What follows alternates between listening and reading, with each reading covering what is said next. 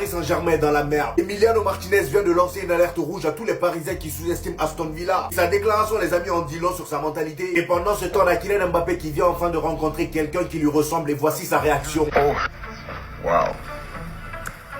Oh, the new jersey, even the new boots. That's me.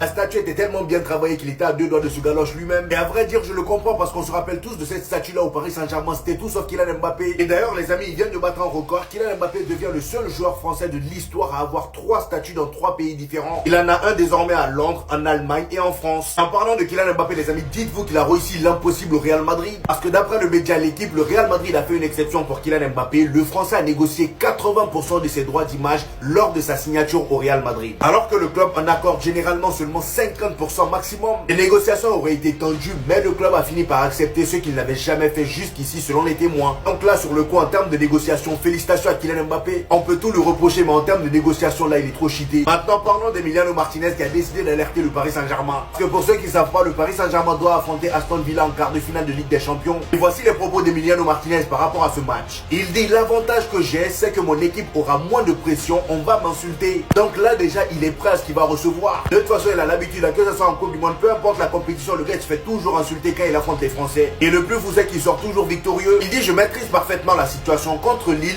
Il m'avait sifflé pendant 120 minutes, c'est normal. Donc là, attention au Paris Saint-Germain. Vous-même, vous voyez comment il est cheaté avec l'Argentine et aussi avec Aston Villa. Je sens qu'il va dégoûter les Parisiens.